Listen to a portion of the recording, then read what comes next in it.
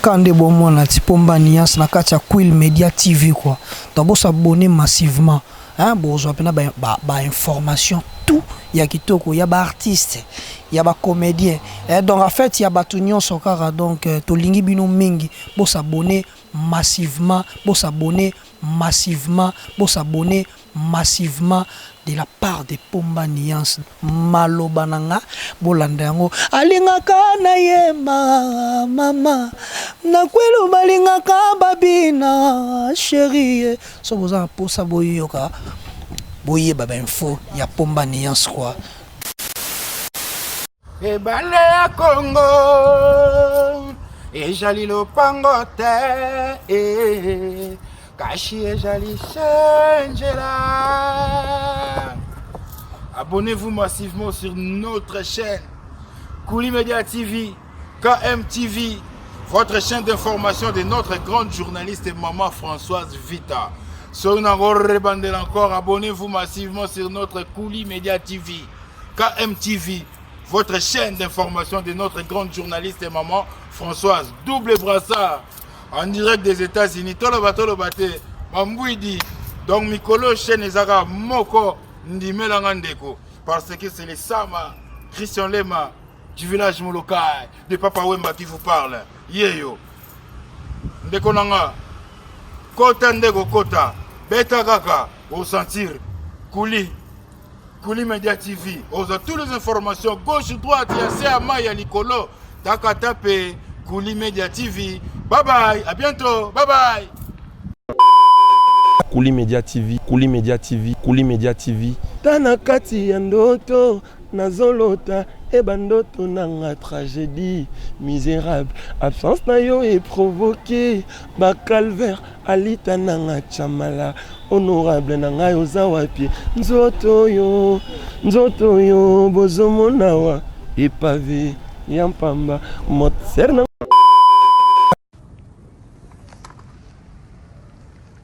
Et chers amis, j'ai quelque chose pour vous. Mais d'abord, merci de vous abonner sur Kouly Media TV. Kouly Media TV. Hein? KMTV, en sigle de maman Françoise Vita double brassard. Pour vos informations culturelles, religieuses et politiques. Abonnez-vous sur Kouly Media TV. Kouly Media TV. KMTV. Yeba yango après l'élection tant que tu gagné l'élection peuple congolais a se décidé il a exprimé pour ça a vu pouvoir apesi yango na famille politique ils allaient cash alors que non Kabila au sali mingi ya malamu au sali l'essentiel mais biso to décidé il y a que ça la choix na biso et pas il y a Nekonabiso, président de la République élu par le peuple congolais, Félix Tshisekedi Tshilombo. Diriger Mboka, il faut être passif, l'actif. Tant que vous avez les qui et inspiré, non, il y avait tel problème, tel dossier, je vais faire ça. Papa Tshisekedi, Azali les seuls opposants congolais ont sa mission diplomatique. Dans les maisons, on va qu'on tourne d'appel.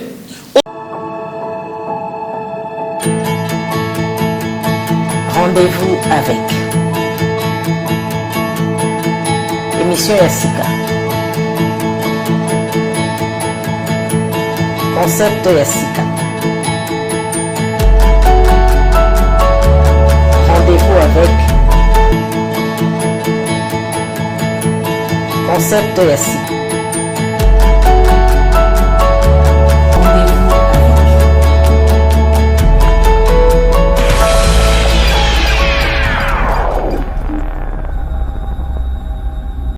Merci Bandeko Balandi, Bino Baïboza éparpillé à travers le monde. Il y a Bolanda, émission à Bino, les trios de la presse.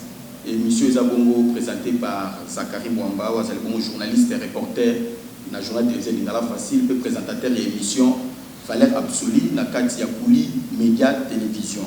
Nazabongo Ngamote, Nazana concert Nangai, Nadej Kimana ya canal numérique, Penaliza Kalume, ya Congo Web Oyo, Toyami Bongo Lelo, président. président national, il y a le président Jacques-Alvin Bosso, il y a le président national, il y a ANADEC, Alliance des nationalistes pour la démocratie et l'émergence du Congo, il y a le parti cher, il y a honorable autorité morale, AG Matembo. Ndeko Jacques-Alvin Bosso, Moté. Mbote, AG Matembo Toto. AG Matembo Toto, merci beaucoup. Merci beaucoup, Mbote Jacques-Alvin Bosso. Mbote Ndeko Zakari. Lelo, ce qui totali, tolingi, un nombre, topé mounene, qui a comme un groupe, ndeko différence, ni au salle la biso entre majorité présidentielle et FCC. Merci. Majorité présidentielle, ils allaient famille politique. Où ils ont sangé ça, ma partie Mingi, la Kati. FCC, ils allaient sangé ça. Ma parti politique, Oyo, ils allaient dans la famille même, parce qu'en réalité, la majorité présidentielle n'est pas FCC. Échanger qu'à dénomination ou appellation, on a pour qu'il y ait une élection. Puisqu'après l'élection, on a une majorité présidentielle. Donc, on a un front commun pour le Congo. Tu comprends? Et ça, parce que Tobaxi va partir pour le même pas parti. Ndenge au moment on appelle Bandeko cash. Vous avez un regroupement pour l'élection parce que quand il y a une élection, il y a des préalables pour aller aux élections. Des préalables électoraux. Tout ce qui est pour toi affronter, c'est. Et c'est là qui facilite. Bien qu'il y ait quand même une chance, il y a une partie où ils allaient implanter partout dans le Congo, mais malgré ça, tu vois que ça a orgueillité. Il faut s'associer dans la partie Moussoussou pour répondre aux défis où ils allaient sur l'élection. Précisément dans le cas FCC, tout ça a un regroupement ABC. FCC, ils allaient regorger par regroupement. Au contraire, majorité présidentielle, et ils allaient qui ça par parti politique. C'est ça la différence. Nuance en Rwanda. Majorité présidentielle, ils allaient qui par parti politique. ANADEC, ils allaient parti. Membre de la majorité présidentielle. Tant que tu as un défi, il y a 6. On doit créer maintenant des regroupements. Cela veut dire les mêmes partis politiques, ça a un regroupement. Tant que ça a un regroupement, on ne peut pas rester en désordre pour affronter les élections. Pour se conformer à la préalable de l'élection, à la condition électorale, et c'est maintenant tout ça là, un regroupement. Tout ça, un regroupement. Maintenant, au sein de la biso, il faut un regroupement et s'analyser. Pour la consanguisation de regroupement de FCC. Donc, tout qui parti ANADEC, Azali, membre de la majorité présidentielle, tout sali, maintenant ABCE, regroupement, ANADEC, Azali, membre de la carte de regroupement. Donc, FCC est sa force. Il y a un regroupement, il y a un parti qui est la majorité présidentielle. Chaque parti, qui est libre, on a le choix, à mon qui est dans l'alliance, c'est un parti où il y a ma casse. Parti où il y a ma casse. Parti où il y a le regroupement. Mais quand vous êtes l'isolement, les regroupements, maintenant vous serez dirigé par qui? Autorité morale. Toujours autorité morale, la biso. Ou qui dirigé PPRD comme son parti. Aujourd'hui, Azo s'est limité quand on a PPRD. Mais comme autorité morale, il y a FCC Mobimba. Dans il y a FCC. Ils allaient dans le conseil. Mais plutôt, dans il y a un regroupement, ils allaient dans le conseil des présidents. Vous avez un regroupement comme ABCE, vous avez un conseil des présidents. Cela veut dire l'ANADEC est représenté dans il y a un regroupement ABCE. Regroupement ABCE, ils ont un président, ils ont un parti dans le conseil des regroupements. Et plutôt conseil des présidents. Maintenant, conseil des présidents, et pour le président Moko, il y a un représentant Kabangola, FCC. Le président de Bisso, il y a un regroupement au tozalaki nango avant dans la récupération ABC ils allaient Matenda doyen ngai Matenda Atanas Matenda yemu tazali président na biso ya regroupement ABC sikoyo mapona mise sila élection sila siko pourquoi vous tikali kaka na kombo na FCC parce que zalaki bosalaki regroupement pona mosangisa pour ki na mapona miso esili so kombo na pe fallait longwa et tikali kaka kombo FCC comme lokola moi vous créez la mo lokola moi si j'ai moi ya côté misaka comme le gars parti politique moko to lisanga moko voter mawana to neni pour normalement zaki pona élection na habité sur les autres raisons là ni non kasi parce que vous savez qu'il y a beaucoup qui na mapona bozaka habitude il y a des ordres été non ça des ordres déjà motuna parce que ça dans autres ngai yeba yango après l'élection tant que tu gagner l'élection peuple congolais a se décidé il a exprimé pour ça naie a vu pouvoir apesi yango na famille politique ils allaient cash alors que non Kabila au sali mingi ya malamu au sali l'essentiel mais biso to décidé ya kosala choix na biso et pas ya ndeko na biso président de la République élu par le peuple congolais Félix Tshisekedi Tshilombo le président élu par le peuple congolais atali alobi Joseph Kabila Kabange wazali lelo oyo encre correcteur il y a histoire politique à peuple congolais dans mboka na biso abi non to ko tika ebongo te to récompenser na ba député apesi ba député tant apesi ba député le peuple a exprimé sa reconnaissance auprès de la personne que nous appelons aujourd'hui et la radé que bien caillé héros vivant Joseph Kabila Kabange abi oui au bundeli biso mboka Oyo Sali, puisque comment ça est là comme côté depuis 1960, ma pesa kibiso indépendance. Oyo ezala qui accepté totalement tel impérialiste, puisque qu'on libérer Congo totalement les lots, ils allaient le coup là pour effacer l'Europe.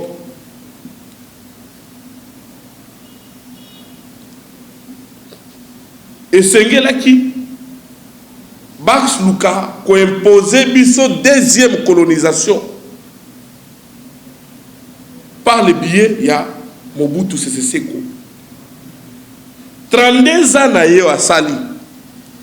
Et c'est qui continuité il y a rien il impérialiste. Puisque tous le président Kasavubu Babomiye tant que Babomiye va imposer le président Mobutu à remplacer le pouvoir sans remise et reprise. Tant qu'il y a habité ni les cas qui avant. Or, pour diriger Mboka, il faut être passif, l'actif. Tant qu'il y a les cas qui est inspiré, non, il y avait tel problème, tel de ce, je vais faire ça. Tant qu'il y a un cas, va imposer à Koufi. Président Joseph Kasavubu a Koufi, Batie Mobutu. Mobutu a continué le mandat il y a 32 ans, Oyo, sous bénédiction impérialiste. C'est pour ça qu'on saisir l'opportunité de la micro, pour la bisa Kouloutou, la biso, honorer Mbanda. Non, te bokoya te na kobosana.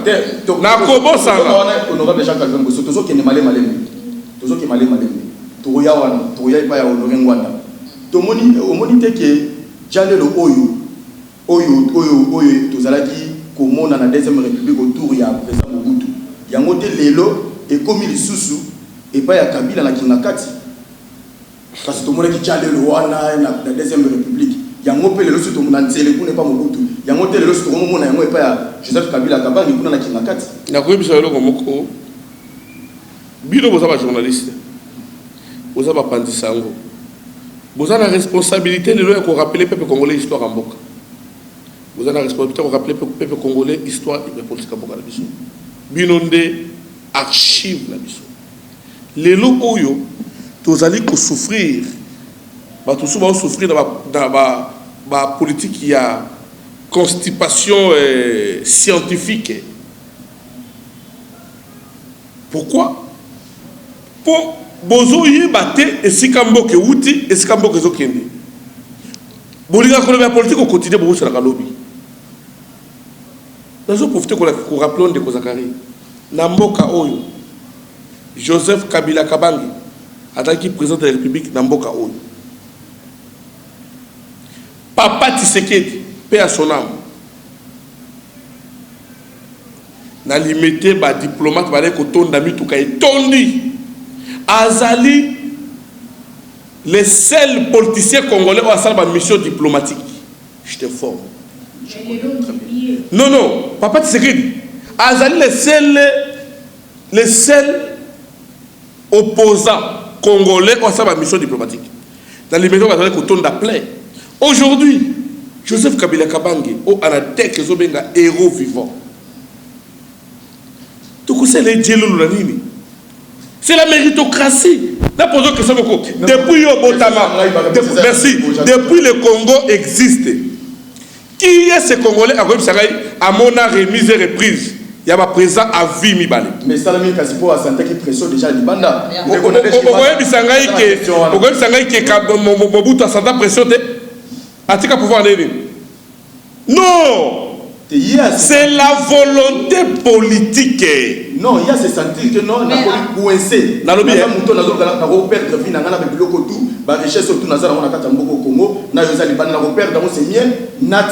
La profiter que Joseph Kabila Kabange a promis Kabato Nyoso et depuis Ebandelipe Souka alobaki je vais respecter la constitution parce que c'est lui le père biologique.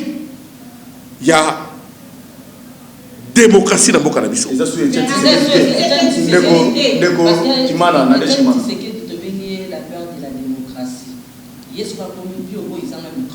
Parce que tu as vu que apparemment nous allés moi Jean Calvin, moi régime a échangé parce que nous avons comprendre l'histoire.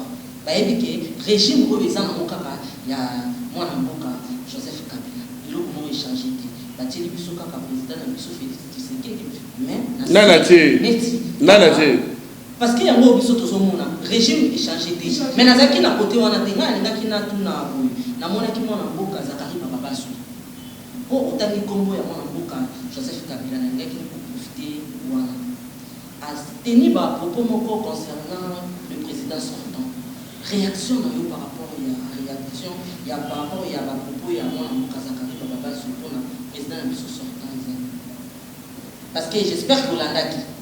Au gros rappelez que va propos.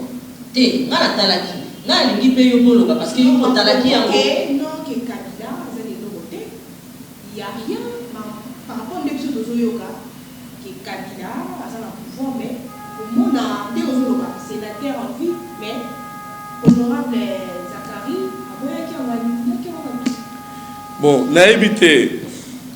Et donc comment on a profité na rappeler bino boye baké. Politique est à l'isangouté. Politique est à musiquité. C'est-à-dire ceux qui ont levé option aux alliés qui, par exemple, menuisier, comme un politicien, le cas où s'intégrer politiquement. Qu'on soit menuiserie ou il y a la politique. Ceux qui sont qui musiciens, tous les qui journalistes, où il y a la politique. Prends le temps d'apprendre. Koloba mingi la politique, parfois, ils ont infraction grave. Il y a un moment où on s'est rappelé la Joseph Kabila Kabange, héros vivant, le Baranabiso qui est. Parfois, ce qu'on dit, aux gens les Cambodgiens, ils sont plus forts que silence. Mieux vaut se taire. Azoatan. Azoatan, je sais que c'est un monsieur intelligent. Azoatan, il y a qu'on s'intégrer dans la politique. À confondre politique et la musique. Pourquoi Kabila aujourd'hui, ceux qui m'ont tout rendez-vous na yo, rendez-vous pas na yo, à beaucoup il y a beaucoup comme ennemi. Non, moi je ne suis pas là, moi je ne fais pas pardon, maman, pardon. Nazo répondre, maman Kaloumé. Maman Kaloumé. Nani président la mission sortant, mais souvent nous sommes dans la dire bien dans le moment où jamais. La langue a très bien. Mboka Oyo, président de la République, que je dois beaucoup de respect, c'est le président Félix Tshisekedi Tshilombo. Vous comprenez? Oui, la politique était sa doctrine. Papa, yo sa petite doctrine nos années. Bato ba kosaki bango ba mesana lokola ke comme si pendant ça la politique ba kocho na salle monde kwa zala bino yekola ko finga Kabila. Benji. Oyekoli ko finga Kabila, o finga Kabila au silisi. Après le bi naebi politique. Non. Bazali komi ko sabaka tata ko finga héros vivant de Kabila Kabange, ndebo ko zomisale ba président Tshisekedi. C'est faux. C'est faux. Tout d'abord lui-même, s'il vous plaît, tout d'abord lui-même, le président Félix Tshisekedi, Azawana Alingui apporter changement. Est-ce que vous, beaucoup de vous avez un risque, il y a qu'à cracher la décision du peuple congolais où il y a poni le président Félix Tshisekedi comme président de la République? Mais non, mais non, mais là où tu peux répondre, Bino, je viens de vous rappeler l'histoire, parce que vous avez qu'on est présent, c'est l'histoire. Oh, ça fait partie de vos devoirs. Le temps qui est malade. Non, pas la politique. Il y a beaucoup de questions. Il y a des questions. Au moins la politique, il ne faut pas parler ça sous-bassement. Oui. La politique, c'est un jeu. Mais les premières règles du jeu, ce n'est pas un jeu. Car il va soit de la vie ou de la mort des gens. Quand tu passes pour parler de la politique, comment on les sangouter? Dans les sangouts, tu peux tout dire comme tu veux. Tala, Bissot Baja Calvé, tu as un véritable quinois. Si on est un véritable quinois, vous avez un véritable quinois, puisque tout le monde dit non. Yo autant la quoi qui quinoiserie na yo, rappelle autant la quoi na quinois na qui gabois. Mais si on va tourner au côté, yo bota 500 000 personnes dans ce monde, on n'a pas, je ne suis pas dans ce débat-là, il y a ce voilà. Je parle de tant que président national pour recadrer le comportement autodéploré dans Mboka Oyo. Nous sommes des jeunes, tout ça la carrière politique, ceux qui battent dans la biso, va comprendre que les alliés intérêt moko pour la bango, mais étudiants au bazar na campus, bazo tanga, bon ça la politique, tout la université mususu, va tirer ba leçon na ba propos na biso. Yuta mamukolo, okoyaka la TV pour nous faire Kabila. Non, je ne veux pas individualiser le débat. Là, nous avons individu, non. Parce que là, il y a mais je préfère, à ma qualité de président national, de parler ma Kambouya Mbokananga, défendre mon pays face à combat autre. Mais si on voit ça pour tirer du combat, pour tirer le combat des années. Kabila n'est plus au pouvoir. Kabila n'engage plus le pays. Kabila ne représente plus le pays. Kabila ne gère plus le pays.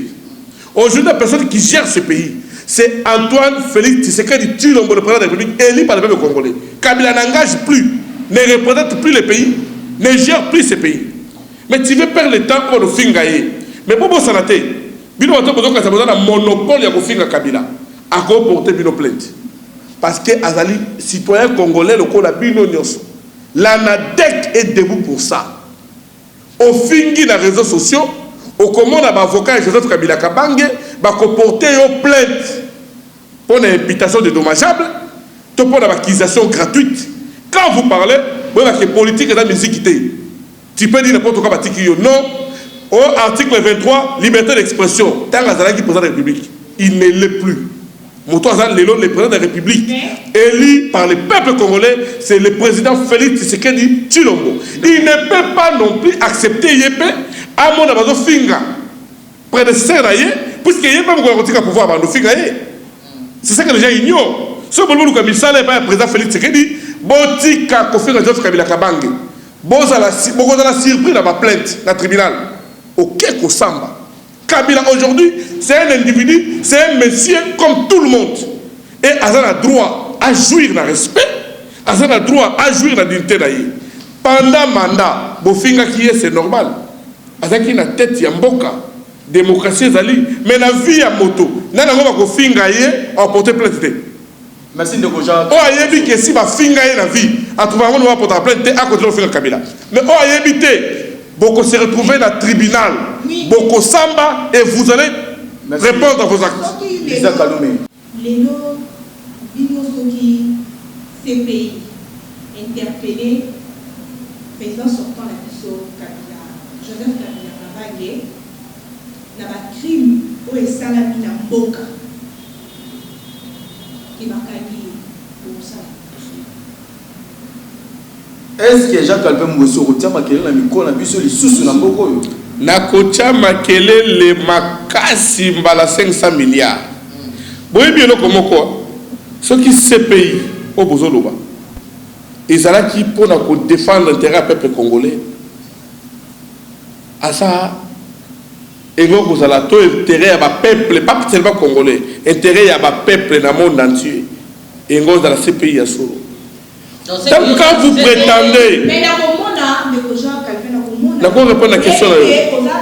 On a conscient que ba crime esalami na mboka. Yango na linga na ba otangela ngata de crime. Tangela ba crime bale.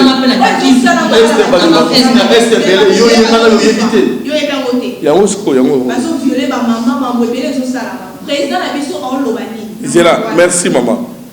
Au monde vous posez ma question beaucoup sensible. Vous à la paix dispo, il y a besoin de réponse appropriée pour ma cambudozo loba, peuple azolan. Hier, Bolobaki, Bitumba, Ono Soto, Bitumba, Salamana, Esamboka, Ezaki Kabila. Lelo, beaucoup de gens présentent Tshisekedi. Non.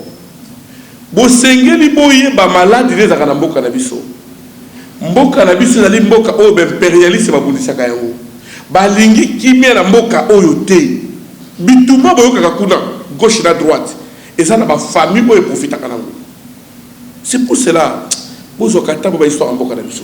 Tant bon na emoto to boka ba bozo comprendre te. Bozo mona e belé ba ba kiawa. Kabila ba guerre mais Kabila n'est plus. Bon retenir le komoko. Kabila, bon retenir le komoko. Nengo zanga na vina yo kumisa nzambe qui ozwa grâce ya ko se retrouver na pays oyo Joseph Kabila Kabange a dirigé. Pour Nalim, je termine. Pour Nalim, yango et permettre yo lelo ozwa grâce. Premièrement, il y a qu'au jouir comme citoyen congolais, au voter Mouto Yolingaki à l'équipe président de la République, au s'exprimer, droit au yo, l'impérialisme a privé depuis 45 ans. Les lots pendant 45 ans. Mais l'élection dans le Bisso, et ça l'a monté. Et ça l'a maté. Peuple, pouvoir, il y a peuple. L'impérialisme a qui est en haut. Les lots au yo, héros vivants jusqu'à la camarade. Azongi si yango epa ya peuple congolais bo voter moto bolingi o bolingi ta zala mopanzi. Ce pays azana ba leçon ko pesa bisote. Ce pays azana mot à dire te pour makambo Congo parce que yemo kaza complice ya ba makambi zo kana mokana. Complice comment excusez na bechimana complice comment na Jacques Albert Mbosso parce que yé autorité morale na bino Joseph Kabila Kabange a livraka lelo ndeko Jean-Pierre Bagombo, pourquoi pas défendre que moi, la Boka, c'est pays à intérêt mon côté, et ça n'a ni mon côté, Congo, il y a bâti qui a petit 10 ans pour ce pays, pourquoi pas que l'élo est arrivé, que ce qui l'élo. Il y a un crime autour de qui n'a Boka, et que le Joseph Kabila a sabon interpellé dans ce pays, pour le Bakeno, c'est pays à la maturité, il y a Boluka, Kocha, Mili sur la carte Boka Congo. Je tiens à vous informer, chers camarades et journalistes, que le Congo n'a jamais été plaignant. Mais non, je vais faire le bas. Vous posez une question, il faut répondre. Le Congo, par le biais du président sortant, sauf Kabila Kabange, il y a la plaignante. Et il y a un conseil. Tout ça, les missions de Makambo, c'est important. Vous savez que Makambo est sans preuve. Pour cela, tout le monde preuve Makambo est exact. Alors, tout ça, les missions, il faut instruire tout. totika émission non totika émission ya makambo to ba illusion non Kabila Kabange nulle part afunda au moins sur la justice au koye ba plaire na za intel so Kabila Kabange mtafuna kisha pe Bemba ba confortable bango wapi nulle part. Alors arrêtez s'il vous plaît, arrêtez ma politique il y a balabala wala oh il y a réseaux sociaux non camarade to Kouroutou Nangai Jean-Pierre Bemba il a répondu à ses actes. Oui. Lorsque justice est moniquée, il faut acquitter et acquitter, ce n'est pas notre problème. C'est comme moi, Jacques Calvin aujourd'hui, Social Mabé Nangai est allé FCCT. Je vais répondre à mes actes. Chacun de nous est responsable de ses actes.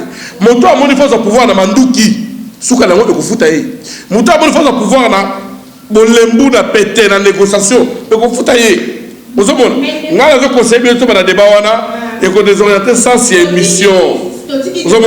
Kabila n'a jamais porté plainte contre Koundani, le président Jean-Pierre Bemba. C'est faux. C'est les médias mensonges que je ne peux jamais perdre le temps pour parler de ça à la télé.